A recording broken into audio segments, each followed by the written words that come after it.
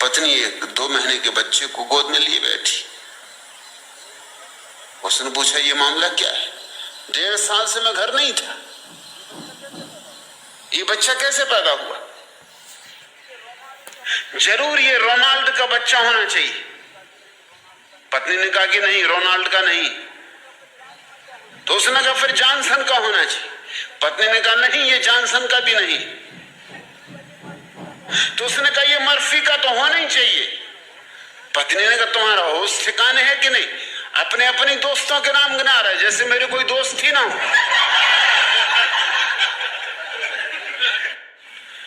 मटकानाथ ब्रह्मचारी 15-20 आदमियों का भोजन हजम कर चुकने के बाद बोले, यजमान पानी लाओ। यह सुनकर यजमान के प्राणों में प्राण आए।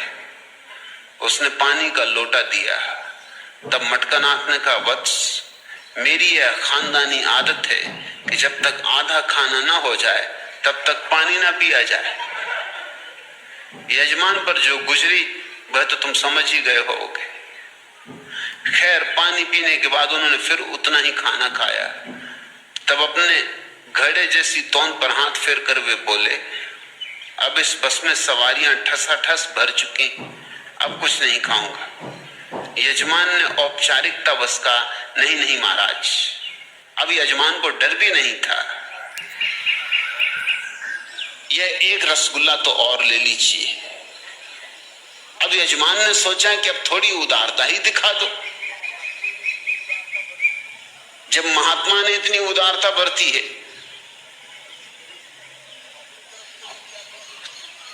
तब अपनी तरफ से भी क्या कंजूसी दिखानी? अब बर्बाद तो कर ही चुका है ये।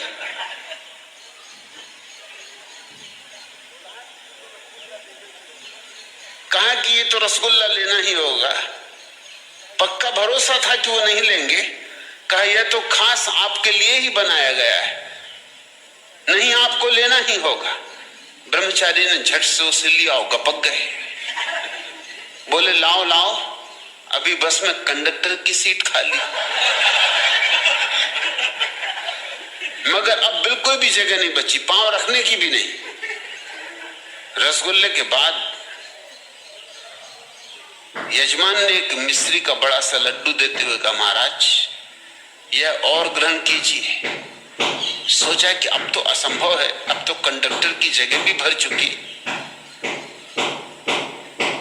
इतनी कृपा तो उसने कहा आपको मुझ पर करनी ही होगी, वरना मेरी आत्मा को बड़ा क्लेश पहुंचेगा। हमारे परिवार में परंपरा है कि मेहमान को अंत में मिश्री का लड्डू अवश्य परोसा जाए। मटकानाथ के मुंह में फिर पानी आ गया। वो बोले, ठीक है लाओ, उसे भी ठिकाने लगा दो। ऐसा कह वे उसे भी हजम कर गए। यजमान ने पूछा, महाराज एक शंका उठाई है, समाधान करिए। आपने तो कहा था कि बस में जरा सी भी जगह नहीं है, फिर ये लड्डू कहां समा गया?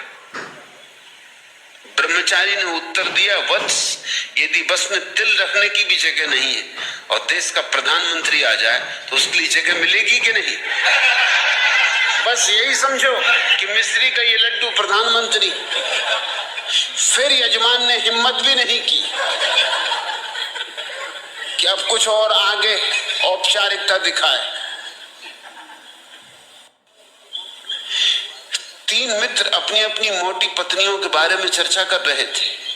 एक बोला, मेरी बीबी इतनी मोटी है कि रिक्शे वाले उसे बिठाने से मना कर देते, और तांगे वाले कहते माफ करिए, एक बार में तो हम नहीं ले जा सकते, यदि 2 फेरी में ले जाएं तो क्या आपको कोई एतराज? दूसरा मित्र बोला, मेरी बीबी इतनी मोटी है कि पिछली बार जब हम लोग स्टेशन से घर आने के लिए टैक्सी में बैठने लगे तो टैक्सी ड्राइवर का झगड़ा हो गया पास में ही खड़े ट्रक ड्राइवर से। कुछ मामला यह था कि ट्रक ड्राइवर कहता था कि भाई तो हमारा धंधा चौपट की दे रहा, ट्रक की सवारी टैक्सी में ले जा रहा। तीसरा मित्र बोला, यह भी कुछ नहीं, तुम मेरी बीवी के किस्से सुनोगे तो सुनकर गस्त खा जाओगे।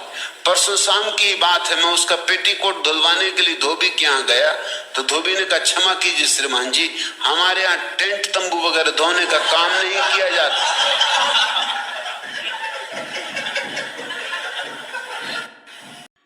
ऐसे ही और बेहतरीन वीडियो के लिए प्लीज़ लाइक शेयर और सब्सक्राइब कीजिए।